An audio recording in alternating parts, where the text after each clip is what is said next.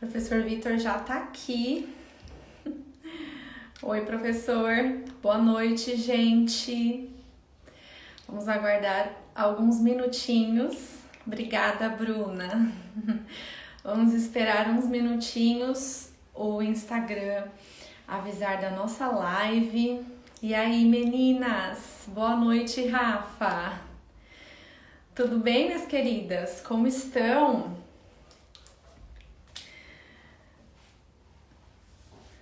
Eu já vou chamar o professor Vitor para entrar aqui com a gente. Professor, eu vou enviar o convite para você. Oi, querida, boa noite. Peraí que mudou aqui. Será que é aqui? Ah, tá, achei. O Instagram muda todo o tempo, né? Mandei. Oi, Dani. Oi, Tudo bom? tudo bem, querido? E você? Maravilha, tudo ótimo. Que honra.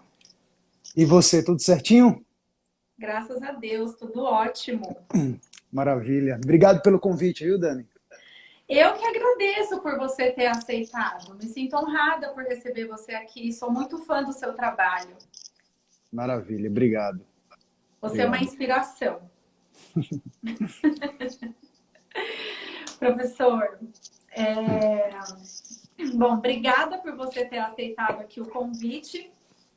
E eu te chamei para falar sobre esse tema, porque é algo muito recorrente aqui no meu Instagram. As perguntas que se apresentam, elas são muito voltadas ao relacionamento, ao amor, a essa dificuldade que as pessoas hoje enfrentam de se relacionar. E eu estou lendo ainda o livro do William Marias, A Mulher no Século XX, e ele fala a respeito da crise da mulher no século XX. Imagina Uhum. agora. Então ele fala que essa questão da desordenação da mulher, quando ela está desordenada consigo, ela acaba ficando desordenada com o homem e o homem para com ela. Então, tudo isso que a gente vem vivendo aí no mundo e sendo pregado a respeito dessa liberdade, né, que leva mais até para uma libertinagem, eu acho, as pessoas acabaram se perdendo do essencial, onde antigamente a questão da família era muito comum. Homens e mulheres eram criados já com essa intenção de formar uma família. E hoje, com tudo assim muito solto, muito perdido, isso se perdeu. Como é que você acha que é possível resgatar esse laço e esse medo que impede as pessoas de se relacionar? Como que ele pode ser vencido? Uhum. Bom, acima de tudo, você já começou tocando num ponto bem interessante, que é a confusão entre liberdade e libertinagem, né? Então, acho que colocar em evidência, né, acima de tudo, o verdadeiro significado de liberdade. Eu acho que esse é um ponto fundamental.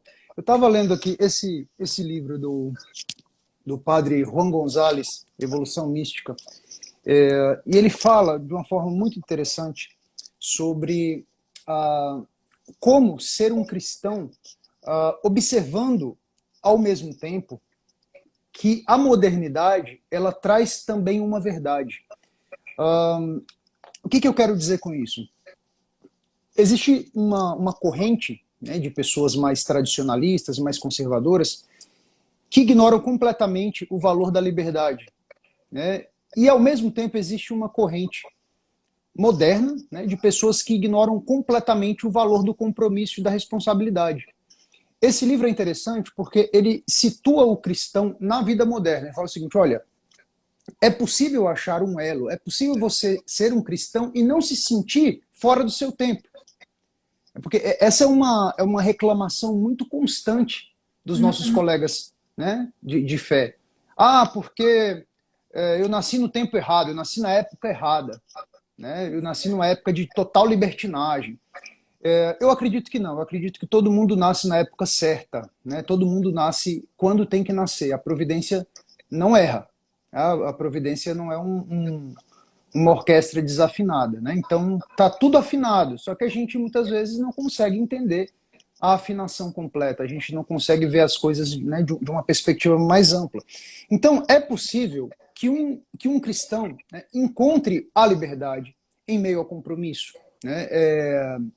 E, ao mesmo tempo, é possível que um moderno, né, digamos assim, uma pessoa mais ligada a essa vida de individualidade, de valorização da individualidade acima do compromisso, que ele encontre também, né, a liberdade no compromisso. Então, eu acredito que existe uma possibilidade de conexão entre essas duas coisas, de harmonia entre essas duas coisas, né? No fundo, as duas coisas estão ligadas. É muito claro isso para todo mundo, né, que estuda um pouco mais a fundo essa questão. Eu acho que o que falta é a gente deixar de lado uma tentativa de criar certos modelos, né? Porque o que acontece muitas vezes? Uma pessoa mais tradicionalista, ela tende a criar um modelo na cabeça dela, dizendo o seguinte, né? O modelo ideal para mim de comportamento, né, de vida cristã é esse aqui. Né? E isso tende, muitas vezes, evidentemente que é o ideal nobre. Né? Todo ideal nobre deve ser respeitado, deve ser valorizado. Só que isso pode...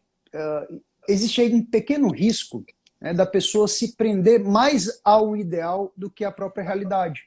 Aí ela coloca aquela concepção de família perfeita na cabeça. Minha família é perfeita, tem que ter tudo bonitinho. Isso não existe em lugar nenhum do universo. Né? Você pode pegar a família mais perfeita cristã, vai ter ali uma série de problemas, uma série de desavenças internas. Então, acima de tudo, para além da liberdade e da responsabilidade, inclusive, existe o perdão. Então, eu acho que é essa a palavra-chave que deve reger a relação cristã. Né? Não é o ideal de família perfeita, nem o ideal de liberdade, como a modernidade quer vender para a gente. Né? Então, não é o ideal do compromisso perfeito e nem mesmo da liberdade perfeita. Mas existe algo que está além da libertinagem e além da própria liberdade, que é o perdão, porque o perdão liberta. Então, a gente está num patamar que está acima tanto da liberdade quanto da libertinagem, que é a libertação. Então a libertação supera a liberdade, supera a libertinagem, né? E coloca a gente, de fato, fincado no transcendente. E esse é o objetivo máximo de toda a relação. Porque é nesse perdão, né? Nessa doação completa, como diz a própria etimologia da palavra perdão, significa isso, né? É uma doação inteira, é uma doação completa. Então não existe relação verdadeiramente cristã sem o perdão. E o perdão é justamente você entender que a outra pessoa, o seu cônjuge, ele não vai se encaixar perfeitamente nas suas idealizações. Não vai. Né? Ninguém vai. Então, é preciso ter esse jogo de cintura, né? É preciso ter essa sabedoria para lidar. Né? Senão você corre o risco de cair nesses dois extremos. Né? Então, eu acredito que esse é o verdadeiro ideal. Né? Porque ele é o ideal que está acima de todos os ideais. Né? Ele é o ideal que consegue ver todas as coisas numa perspectiva correta. Tá? E te impulsiona realmente a fazer aquilo que o Cristo manda, né? Que é perdoar infinitamente, que é amar infinitamente. Né? Muito linda essa sua...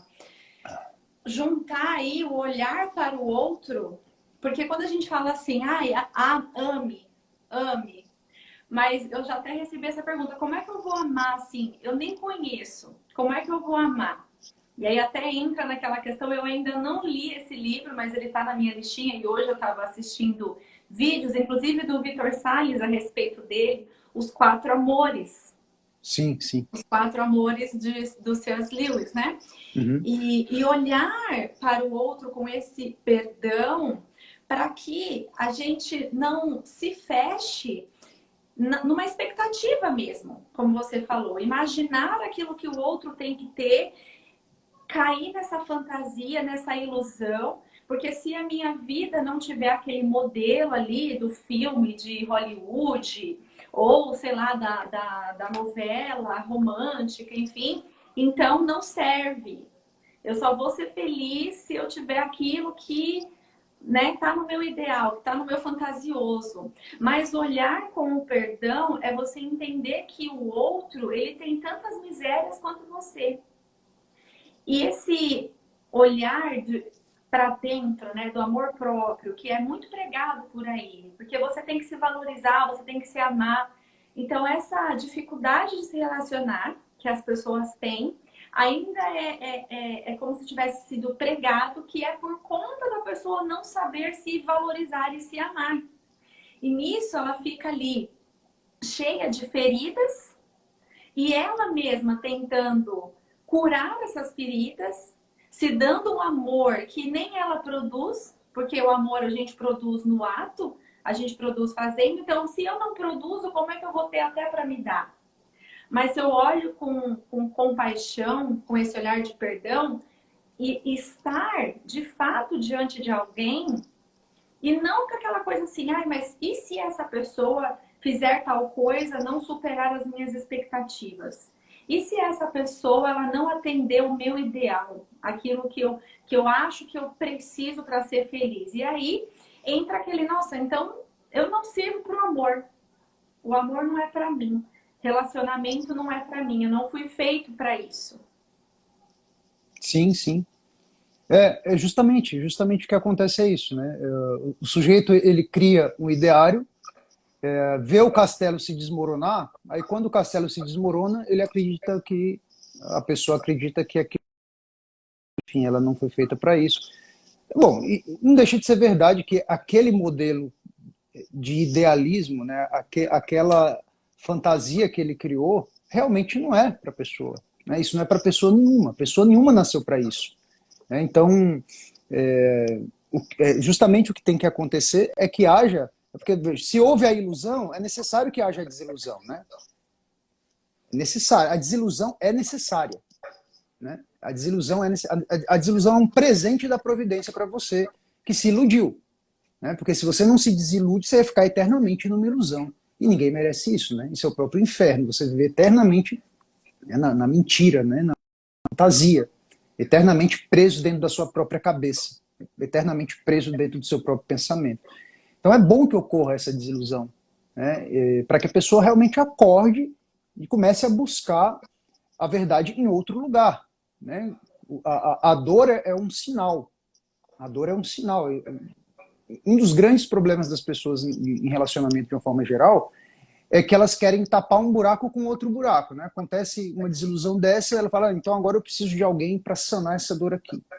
Aí ela busca uma pessoa com as características opostas daquela antiga, né? Porque ela jura que o problema é completamente externo. Ela vai para um outro buraco. E aí, até ela perceber que o problema está nela, né? Ela vai ficar aí pulando de galho em galho, né? Então é fundamental perceber isso, né? O problema está em mim. Né? Você falou também uma questão interessante, a velha questão do amor próprio, né? Essa é uma terminologia que tem sido muito utilizada.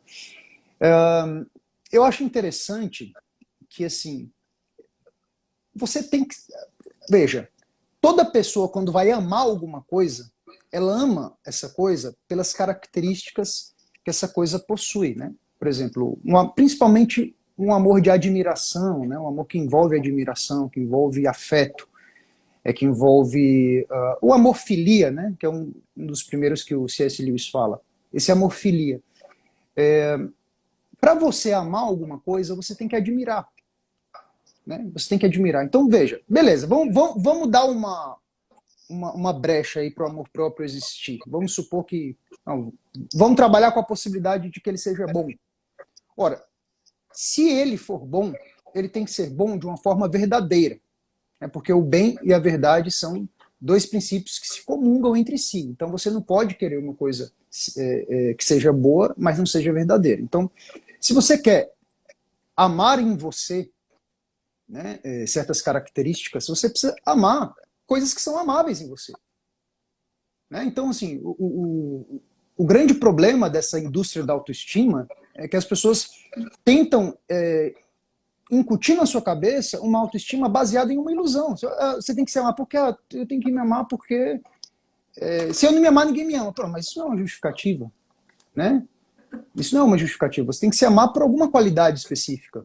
Porque senão, não adianta, não vai ter ilusão no mundo, não vai ter mentira no mundo que vai conseguir te convencer de que tem algo amável em você. Então, a gente precisa desse movimento. É claro que assim,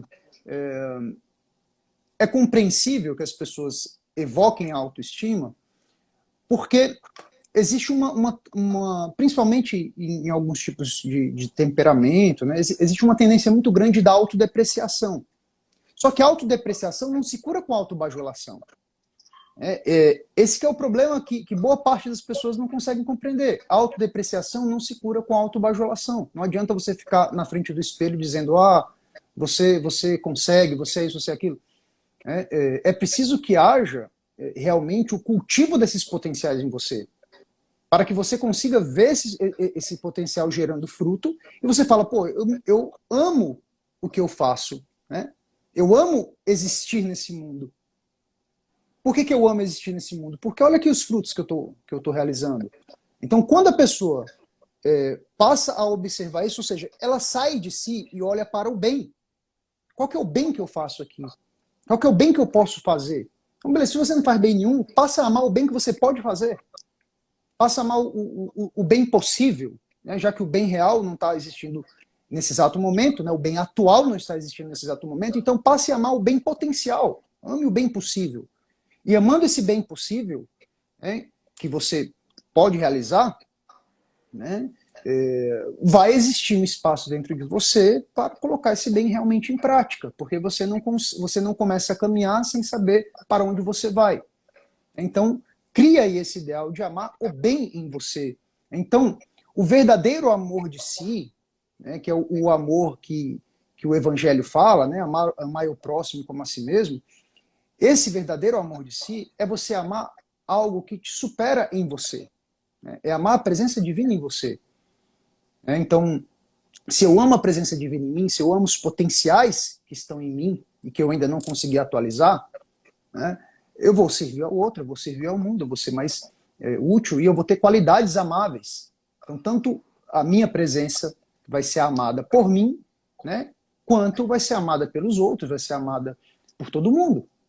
Né? Então é esse o movimento que a gente tem que fazer. Ao invés de ficar com amor próprio, no sentido de amar a sua imagem que você fez de você mesmo, amar a presença que habita em você. É isso que eu falo em um dos meus cursos, de o amor em mim. Então, ao contrário do amor próprio, substitua esse amor próprio pelo amor em mim. Onde é que está esse amor em mim? Esse amor em mim está aqui. Né? Eu preciso distribuir, porque se eu não distribuir, eu não vou ver. Se eu não distribuir, ele vai ficar invisível. Né? E se ele ficar invisível, vai parecer que ele não existe. Ainda que ele exista potencialmente, vai parecer que ele não existe. Né? Então é fundamental a gente ter essa consciência. Né? E falando em presença, eu vi que você lançou um curso a respeito de presença. Fala um pouco a respeito desse curso.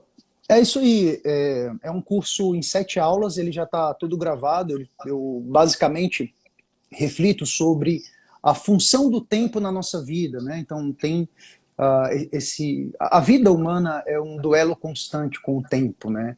A gente tenta criar uma boa relação com o passado, eu recebo muitas perguntas do pessoal, como é que eu faço para esquecer tal pessoa, né? Então, assim, é uma má relação com o passado violenta, assim, né? As pessoas, elas, de uma forma geral, são mal resolvidas com o seu próprio passado. Então, eu reflito sobre o lugar do passado na nossa vida, ao mesmo tempo que nós temos que viver o presente, que esse é um jargão muito utilizado e que eu também utilizo num contexto específico, mas não basta só isso, né? A gente tem que compreender a função dos outros tempos na nossa vida. Então, qual que é a verdadeira função do passado na nossa vida? Por que o passado existe? Qual que é a simbologia que existe no passado? Aí no curso eu explico melhor que o passado, na verdade, ele é um símbolo né, de estabilidade. Ele é um símbolo de estabilidade, porque se não fosse o passado, né, nós não teríamos referência. A nossa vida seria diluída, né, no devir. Então, o passado dá uma fixação, dá identidade às coisas. Né? Nós estamos conversando aqui, né, porque a gente já conversou no passado, então existe já uma história, já fizemos uma live. Né? Então, pronto, tem uma história aqui que já rege a gente. Então, é preciso honrar o passado, mas um dos problemas é quando as pessoas idolatram o passado, né? E querem transformar o passado não mais em referência, mas em base para a sua própria realidade. E aí ela se vincula a este tempo que já passou, né? Passa a valorizar aquilo que perdeu, passa a entrar num processo de arrependimento negativo, né? Melhor dizendo, de remorso, né? Não é de arrependimento negativo, é de remorso, na verdade.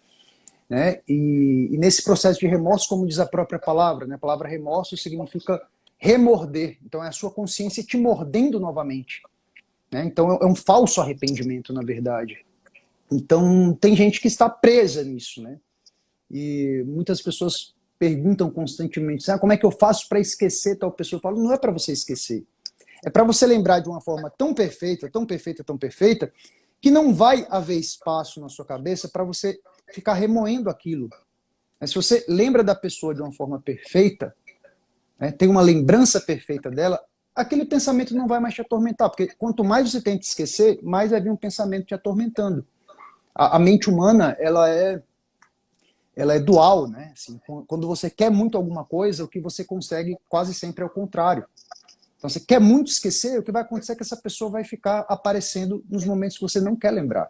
Então, faça o contrário. Dê uma rasteira na sua mente, né? Faça o contrário e fala assim, não, eu quero lembrar dessa pessoa. Você vai rezar todo santo dia por essa pessoa. Não é rezar com essa coisa de assim, eu tenho que rezar. Não, não é eu tenho. É colocar todo o seu coração ali. Então, é basicamente isso, né? Eu faço toda uma reflexão acerca da importância do passado, mas, ao mesmo tempo, eu afirmo que o passado não é o tempo real, né? Porque o passado ele só existiu enquanto presente. Então a substância do tempo é o presente. Né? O presente é que faz o passado e é que vai fazer o futuro, né? E que se faz assim mesmo, evidentemente. Então, o presente é a substância dos tempos. Né? Só existe um passado bem vivido e um futuro bem vivido como um presente bem vivido. Então, é basicamente isso que eu abordo no curso. Né? Em 7 aulas, falo de um filme maravilhoso também, eu adoro esse filme, que é O Feitiço do Tempo, tem uma aula só sobre ele, um filme dos anos 90. Recomendo, depois você assistir. É um filme assim, você não dá nada pra ele, porque parece uma comédia romântica de sessão da tarde, bem bobinho, sabe? E aí quando você começa a assistir, você fala, nossa, é cheio de simbologia, riquíssima. Eu faço toda uma analogia, né, sobre esse filme, e reflito, eu faço uma introdução à filosofia do tempo em Louis Lavelle, né? A gente lê a consciência de si, alguns trechos, né? E é basicamente isso. Nossa, que legal. Deve ser incrível. Eu fiz o seu curso dos 4 temperamentos e até hoje ele ressoa em mim, assim. É onde eu vi ali a beleza dos temperamentos. Você fala a respeito desses assuntos de vida humana com muita beleza, inclusive. Então, eu recomendo muito que o pessoal que está aqui realmente faça qualquer curso seu, que vai estar muito bem servido. Obrigado, maravilha. Mas é isso mesmo, a gente tem que focar nisso, né? No potencial. As pessoas focam muito no sofrimento, né? Focam muito na dor. Tem que focar no potencial, né? A gente está aqui para realizar uma missão, a gente está aqui para fazer algo com propósito, né? Então é isso aí. Eu convido todas as pessoas a se inscreverem. Tem até a quarta-feira para se inscrever no curso. Vocês encontram o link lá na bio. A Darilene está perguntando o nome do filme. É O Feitiço do Tempo. Aliás, tira o O, é só Feitiço do Tempo. Vocês acham aí no Google Filmes, aí vocês acham fácil. Feitiços do Tempo? Isso. Psicologia por Amor escreveu aí, Feitiço do Tempo. Se botar o O não tem problema, vai aparecer do mesmo jeito. Fixar aqui. A respeito disso que você falou, de você procurar algo amável, então, e buscar amar algo, eu lembrei daquela frase, torna-se o amador a coisa amada, Uhum. onde a gente precisa confessar o que é que a gente de fato está amando hoje. Porque o amor nos altera. Então, o que será que eu estou amando? Eu estou amando o dinheiro? Então, torna-se o amador na coisa amada. Eu vou me tornar uma pessoa materialista. Eu estou amando as futilidades da vida, então eu vou me tornar uma pessoa fútil. Eu amo farra, curtição, bebedeira, então é isso que eu vou me tornar. Essa confissão ela é muito necessária para a gente se situar e olhar, então, o que eu preciso buscar fazer, então, para analisar. Se eu estou amando essas coisas hoje, eu vou me tornar essas coisas. Eu quero me tornar isso mesmo? Aí a pessoa confessar, não, eu quero me tornar materialista, quero me tornar avarenta, quero me tornar como que chama? É libertina, né? Uhum. Confessar, então. Ok, continue. Não, não quero me tornar isso. Então, busque meios, busque conhecimento, cursos, que seja livros ou praticar atos em direção ao outro, para que você se torne, de fato, então, alguém digno de, pelo menos, dizer: tenho algo em mim amável, como você falou, que essas potências que estão em nós, de tudo que é amável, elas vêm de Deus, elas vêm do nosso Criador. Porque nós mesmos, a gente vai sempre sendo puxado para o pecado. E o pecado tem um nome muito bonito, tem uma gaiola de ouro, toda enfeitada, cheia de flores, mas a partir do momento que a gente corre para essa gaiola escrita liberdade, a porta se fecha e a gente vira escravo da liberdade. Dessa liberdade que chamam, que na verdade não é de fato a liberdade, é a gente ter um centro e a gente poder dizer não para o pecado. Eu sou tão livre que eu rejeito as tentações. Eu sou tão livre que mesmo essas coisas não me seduzem. Então, é a gente fazer essa autoanálise mesmo e buscar, de fato, a gente até ser livre desse medo que nos impede de amar e que quando a gente está diante de alguém para se relacionar, é com desconfiança, é com medo da pessoa me ferir, ou então essa busca errada, você falou, então o que o outro pode tapar dentro de mim? Então eu vou buscar o oposto. Se eu tive um passado, se eu tive um ex que fez isso, isso e isso, então eu vou buscar um atual, um namorado que tenha características opostas, mas sem a pessoa fazer nenhum tipo de autoanálise, sem a pessoa sequer analisar quais são os valores dela, para onde ela quer ir, para onde ela quer seguir, para que ela então entre em contato com o amor, o eros, que é aquele amor onde o interesse não é no que a pessoa pode me oferecer, mas o interesse na pessoa em si. É amar de verdade a pessoa, né? Porque você falou do amor do filos, né? Filia, o amor filia, que é aquele amor que é para todo mundo, é isso? Você me corrige se eu estiver errado. Amizade, né? Isso, É o isso, amor de amizade. isso. E tem também o interesse próprio, que a gente ama as mesmas coisas e rejeita as mesmas coisas. Aquela frase do Santo Tomás de Aquino. Os amigos, portanto, não são aquelas pessoas que têm os mesmos gostos, mas os mesmos valores. E aí depois vem esse amor, o amor eros. Você pode falar um pouquinho para a gente a respeito desses tipos de amores para a gente entender como que eles são? Uhum.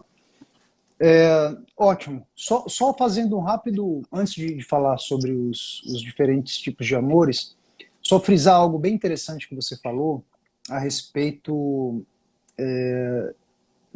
torna-se o amador a coisa amada, né? Basicamente, essa é a verdade já proposta pelo Evangelho, né? Quando é dito, onde está o teu tesouro, está o teu coração. Então, o que você valoriza realmente? Eu acho que não tem que se perguntar isso o tempo inteiro, né? Não existe nenhum exame de consciência sério que você não se faça essa pergunta, né? Como foi? Onde esteve a minha atenção? Essa é a pergunta-chave, né, de um exame de consciência bem feito. Onde esteve a minha atenção? Então, a gente está falando aí do medo, né? O título da live de hoje é Amor e Medo. Aí uma pessoa fala assim, não, eu quero amar, mas eu tenho medo. Eu quero amar. Não, então, o que está acontecendo? A sua atenção, a sua consciência, o seu coração está dividido. Né? Você está entre o amor e o medo. E aí, o que vai acontecer? Você tem medo de amar, e o que você está entregando é esse medo de amar.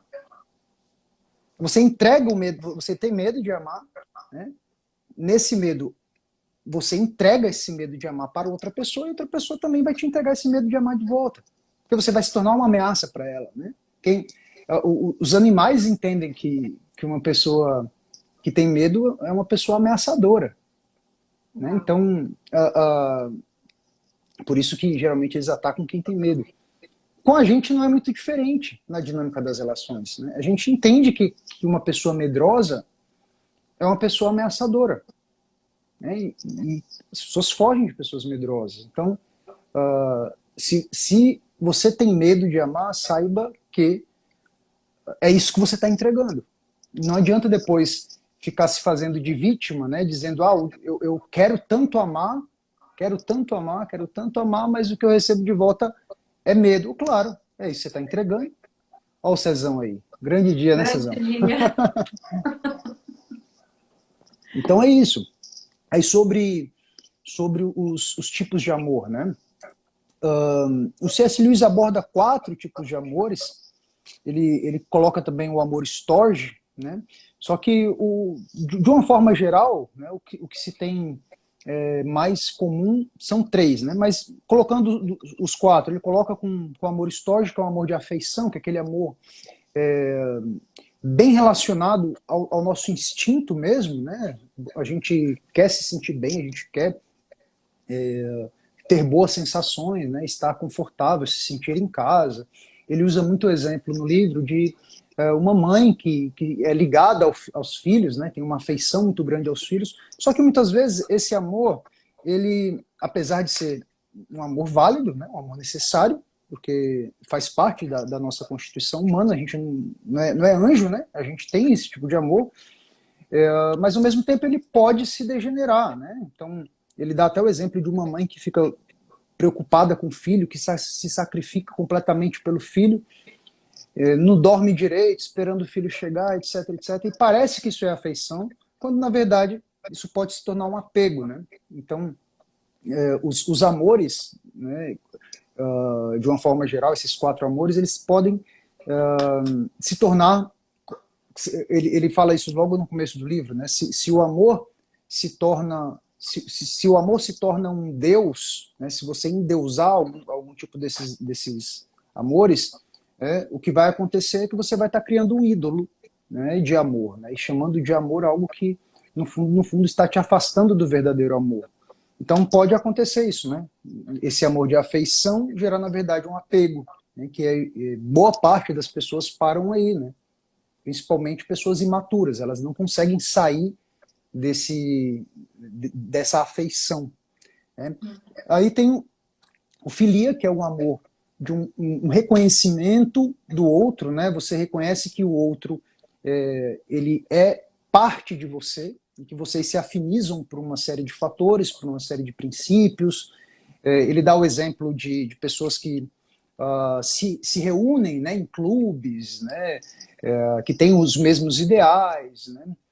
É realmente aquele amor que vincula as pessoas por princípios maiores que elas próprias, né? Então, existe um magnetismo nesse tipo de amor, no amor filia, né? Porque as pessoas realmente se aproximam por algo maior que elas. Né? Então, por um ideal, né? por um princípio maior, pelos valores, como você enfatizou, né? E aí também, evidentemente, apesar desse tipo de amor envolver admiração, né, envolver muita coisa boa, né, e ele ser essencial para nós, o C.S. Lewis também mostra que ele pode se degenerar, né, em um tipo de clube do bolinha, digamos assim, né, um tipo de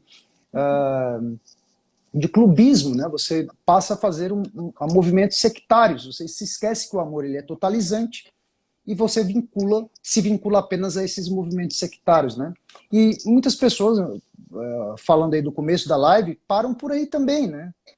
Eu só eu só preciso evidenciar as pessoas que têm os mesmos valores que eu e pronto, acabou. E ela se esquece, inclusive, de rezar pelas pessoas que discordam dela, pelas pessoas que são contra aquilo que ela acredita, etc. Né? E tem também o amor eros, né, que é o amor romântico, o amor da beleza, né, o amor que vincula as pessoas pelo belo, que Platão aborda de uma forma muito profunda no seu livro O Banquete, que é o amor das pessoas apaixonadas, né, que é aquele tipo de amor que eu chamo nas minhas aulas de uma isca de Deus, né? É uma isca de Nossa, que Deus, lindo. assim. Deus permite que esse amor aconteça, né, para que você comece a buscar, né, uma via mais profunda para chegar até o verdadeiro amor. Tem pessoas que precisam dessa isca, né?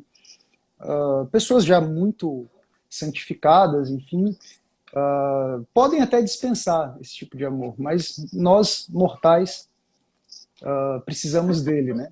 E tem o amor ágape, que é o amor perfeito, incondicional, divino, né? E que é o amor para o qual todos nós tendemos, né? E todos os amores só fazem sentido se vinculados a esse, né? É basicamente isso, né? Respondendo aí a sua pergunta, né?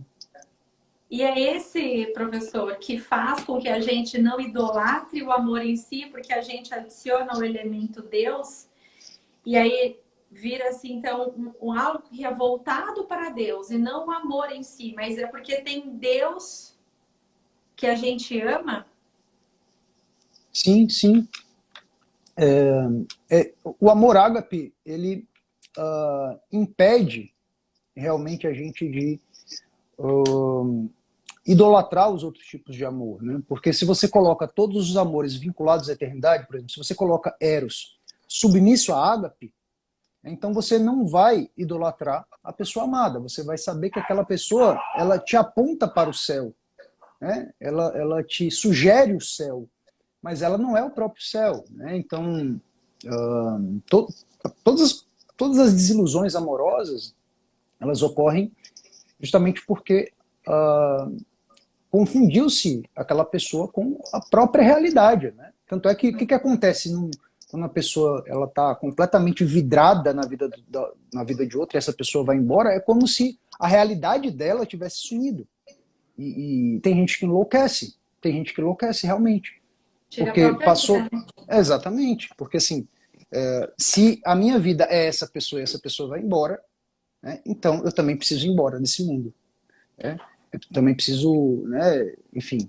Agora, se o seu coração está no alto, né, se o seu coração está fincado na própria realidade, você sabe que faz parte da realidade essa pessoa ir embora a qualquer momento. Faz parte da realidade isso, faz parte da vida. Faz parte da vida também ela ficar. E é bem mais possível, né, que ela fique se você não prender tanto também, né? Quiser botar ela numa redoma ali, né, e cuidar da vida dela como se ela fosse um objeto seu, né? Então é isso, basicamente. É verdade. E na questão da pessoa que ela quer se relacionar. Porque muitas pessoas querem de fato, têm esse desejo, mas não conseguem, tem dificuldade, tem muitos bloqueios. Aí quando conhece alguém, sempre acaba atraindo a pessoa que vai embora. E aí ela acaba tendo esse fechamento. Como que faz, então? Por exemplo, se a pessoa de fato conheceu alguém e ela diz que ela se abriu para o amor. A fala dela é sempre, mas eu fiz de tudo. Eu tentei de tudo, a pessoa foi embora, a pessoa me magoou.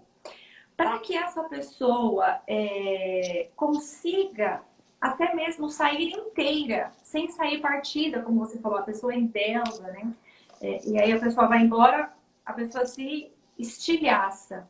Então, qual é o caminho para que a pessoa se mantenha sempre inteira, mesmo que, às vezes, como a gente não controla as circunstâncias, Mesmo que às vezes de fato alguém a magoou, ou não quis ficar, saiu, foi embora, traiu, enfim.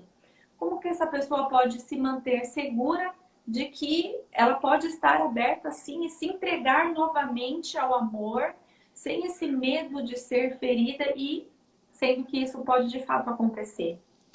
Eu acho que antes desse movimento de buscar outro amor, eu acho que é fundamental que ela faça um exame de consciência e faça uma anamnese assim, né, de toda a relação, tudo que aconteceu, justamente para ela entender os pontos que ela precisa trabalhar.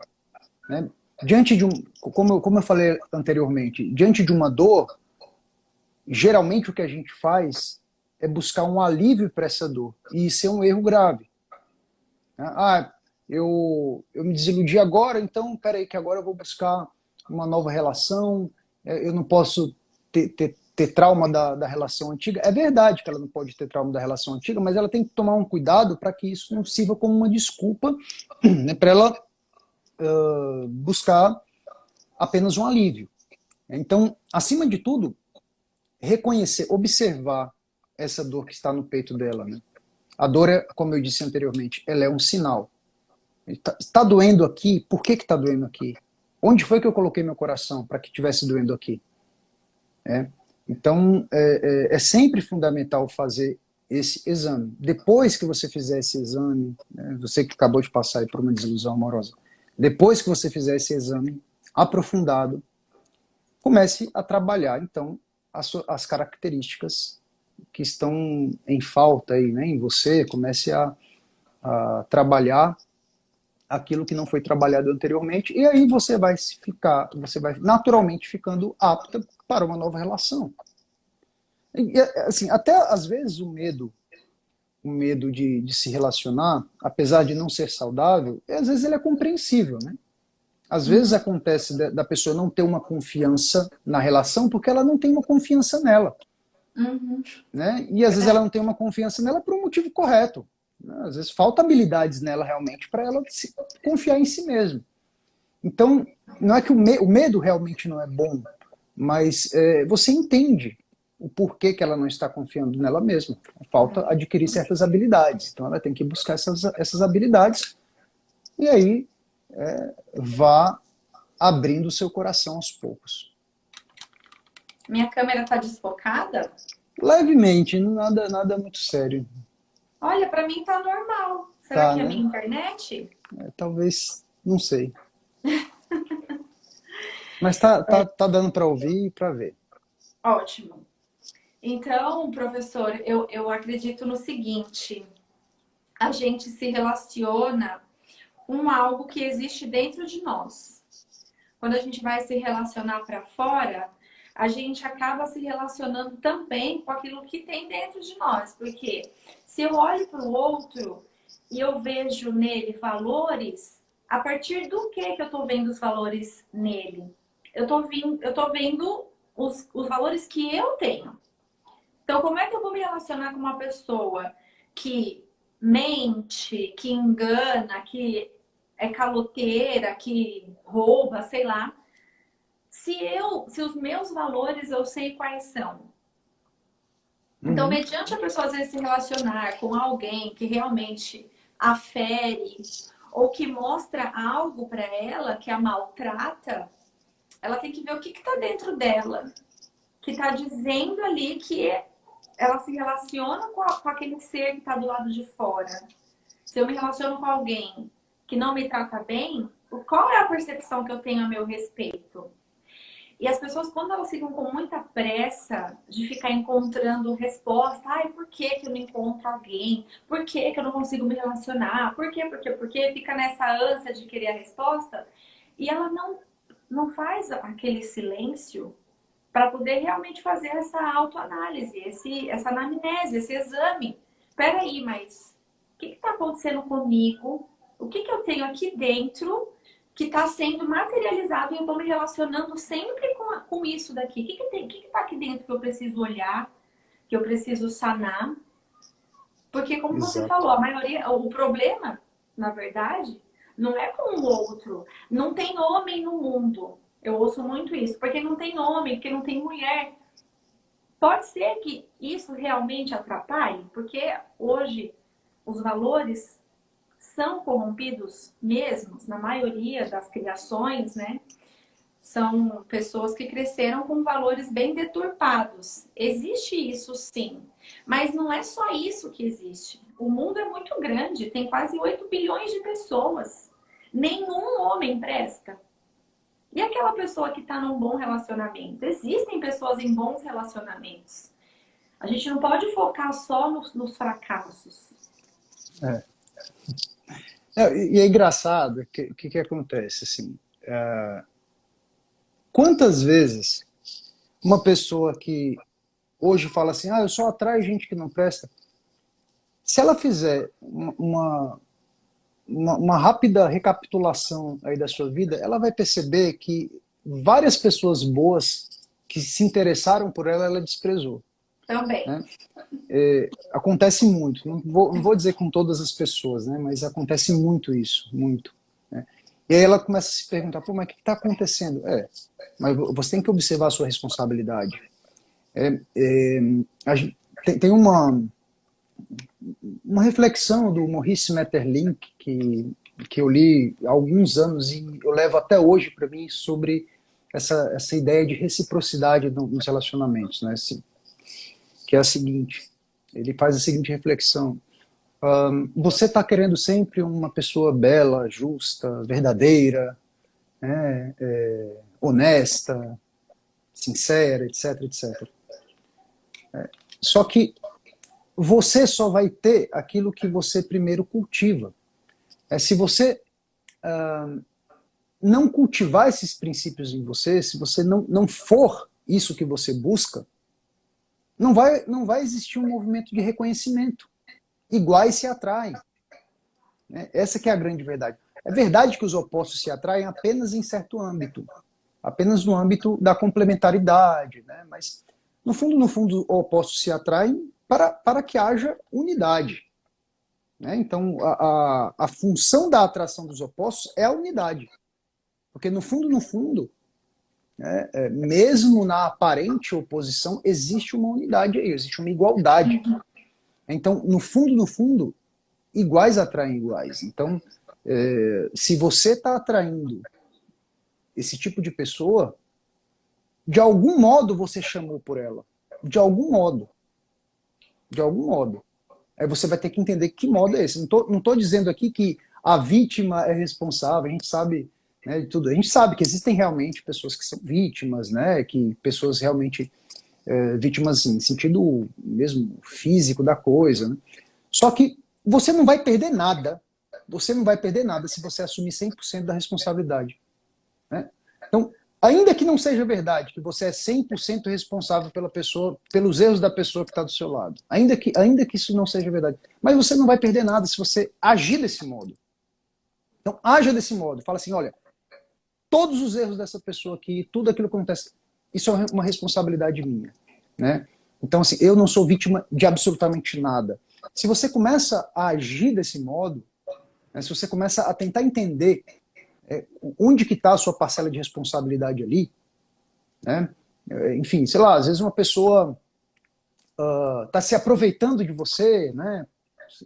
Ora, talvez você dá inúmeros sinais de alguém que pode ser aproveitado, né? De alguém que pode ser usado e jogado fora. Quais são esses sinais? Assim? Sei lá, às vezes é uma carência muito grande, alguém se aproveita disso, essa pessoa aqui é carente, então vou me aproveitar dessa carência dela aqui, né? Já que ela está carente, eu vou preencher essa carência dela e ao mesmo tempo eu vou aproveitar e usar ela também, já que ela quer me usar.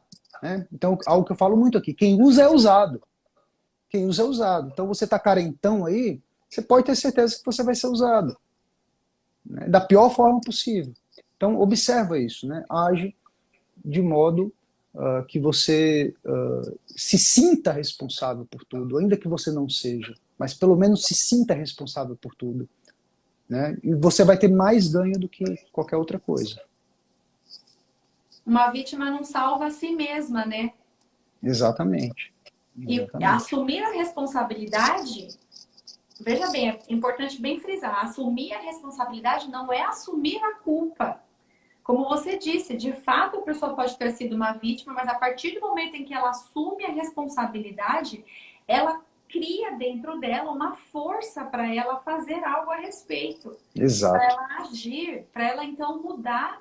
E ela, né, a minha história de vida tem um pouco disso aí. A partir do momento em que eu parei de ficar ali me colocando como a vítima disso, aquela que sofreu, eu não saía do lugar. Quando eu saí, falei, não, peraí, o erro está em mim mesmo. Eu tenho que fazer Uhum. algo. Pronto, aí a chavinha virou. Sim. Professor, para finalizar, eu queria que você respondesse essa pergunta boa aqui da Arilene, que ela mandou assim, ó, o que fazer quando você está com dificuldade de demonstrar o amor ao seu marido? Olha, talvez ajude, né? Talvez, não sei se vai ajudar, mas compreender as linguagens do amor.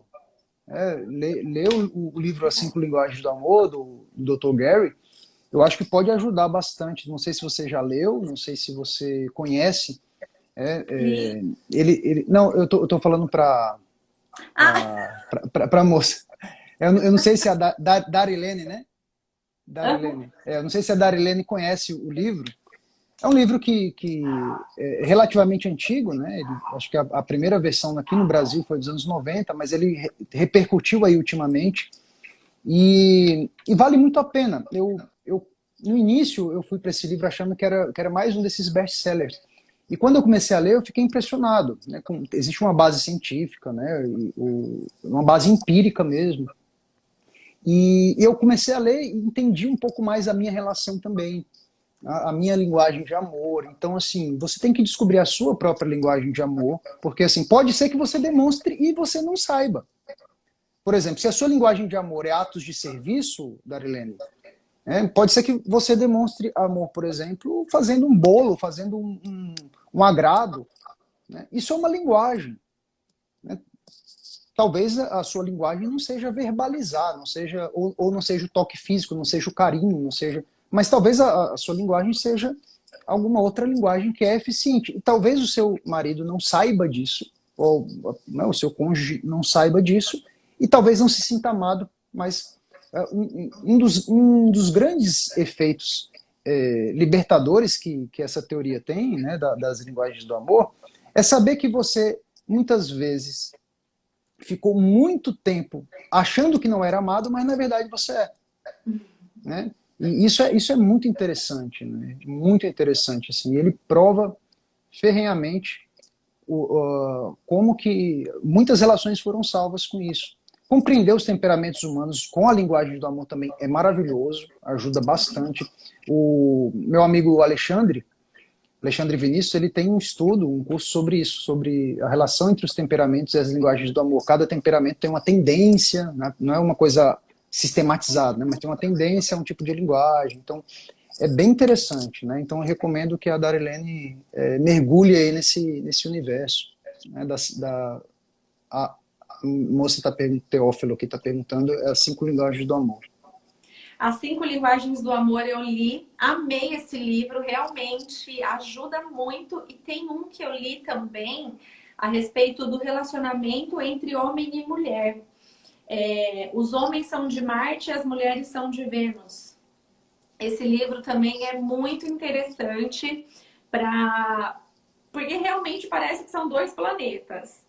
E aí a gente vai lendo e vai identificando o comportamento masculino, a tendência do comportamento masculino, que é muito diferente a maneira que o homem ele lida com problemas, com dificuldades da mulher. Uhum. Também é um excelente livro para ajudar em relacionamento. Eu recomendo. Maravilha. Professor, muito obrigada pelo seu tempo, pelo seu conhecimento, pelos ensinamentos muito ricos e valiosos que você trouxe para a gente aqui. Obrigada pela sua presença. Eu que agradeço, Dani. Sempre fique à vontade para me convidar. Não fala isso porque eu vou ficar mal acostumada. Obrigado e obrigado a todo mundo que está por aí. Um abração. Pessoal, sigam o professor, façam, se inscrevam no curso dele que ele abriu. Vai encerrar na quarta-feira, né, professora? As Isso, inscrições pro seu quarta-feira curso. acaba. Com certeza vocês vão amar e vocês vão sair muito melhores do que vocês vão entrar nesse curso, tá bom? Muito obrigada pela presença de todos vocês. Obrigada mais uma vez, professor. Fiquem com Deus. Um grande beijo. Amém, A amém. bênção, Padre Wesley. Deus A abençoe a bênção, sua Padre. presença. Um abraço, Tchau, pessoal. tchau. Tchau. Obrigada.